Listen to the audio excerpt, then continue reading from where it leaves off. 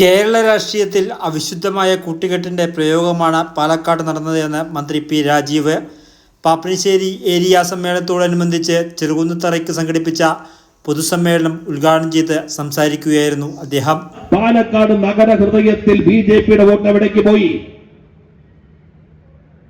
ഒരു അവിശുദ്ധമായ തെറ്റായ ഒരു രാഷ്ട്രീയ നീക്കം പാലക്കാട് സംഭവിച്ചു. പാലക്കാട് ഇപ്പൊ നമ്മൾ അങ്ങ് ജയിച്ചു കളയുമെന്ന് പ്രതീക്ഷിച്ചിട്ടൊന്നുമില്ല. പരമാവധി വോട്ടുകൾ സമാഹരിച്ച് ജയിക്കാനുള്ള പ്രവർത്തനം നടത്തിയെടുത്ത് പക്ഷം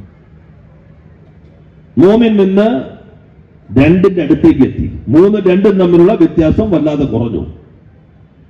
പക്ഷെ കോൺഗ്രസിന്റെ സമീപനം എന്തായിരുന്നു?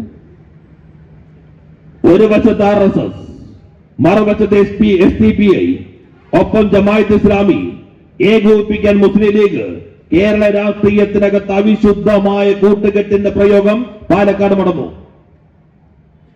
മുസ്ലിം ലീഗ്, SDPI, ജമാഅത്ത് ഇസ്ലാമി എല്ലാവരും കേന്ദ്രീകരിച്ചിട്ട് പാലക്കാട് നടന്ന തിരഞ്ഞെടുപ്പിൽ കോൺഗ്രസ് എടുത്ത നിലപാട് എന്തായിരുന്നുവെന്ന് വിശദമാക്കണം. ഒരു ഭാഗത്തെ SDPI, ജമാഅത്തെ ഇസ്ലാമി, ഇതെല്ലാം ഏകോപിപ്പിക്കുവാനായി മുസ്ലിം ലീഗും. ഇവരൊക്കെ ചേർന്ന് തെറ്റായ രാഷ്ട്രീയ നീക്കമാണ് പാലക്കാട് നടത്തിയത് എന്ന്, കേരള രാഷ്ട്രീയത്തിൽ അവിശുദ്ധമായ കൂട്ടുകെട്ടിൻ്റെ പ്രയോഗമാണ് നടന്നത് എന്നും മന്ത്രി പറഞ്ഞു. പാപ്പിനിശ്ശേരി ഏരിയ പൊതുസമ്മേളനം ഉദ്ഘാടനം ചെയ്തുകൊണ്ട് സംസാരിക്കുകയായിരുന്നു അദ്ദേഹം. കെ നാരായണൻ അധ്യക്ഷത വഹിച്ചു.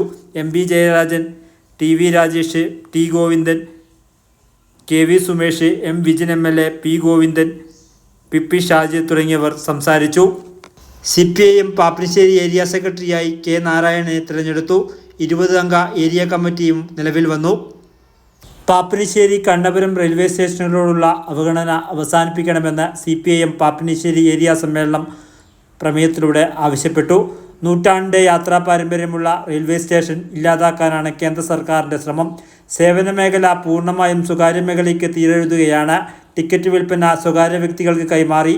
പ്രധാന വണ്ടികളുടെ സ്റ്റോപ്പുകൾ നിർത്തലാക്കി. ഒട്ടേറെ യാത്രക്കാർ ആശ്രയിക്കുന്ന സ്റ്റേഷനുകളുടെ പശ്ചാത്തല സൗകര്യം വർദ്ധിപ്പിക്കാനും പ്രധാന വണ്ടികൾക്ക് സ്റ്റോപ്പ് അനുവദിക്കുകയും ചെയ്യണമെന്നും സമ്മേളനം പ്രമേയത്തിലൂടെ ആവശ്യപ്പെട്ടു. വർത്തമാന ന്യൂസിനു വേണ്ടി ചെറുകുന്നത്തറയിൽ നിന്നും രാജേഷ് ചെരുവിരം.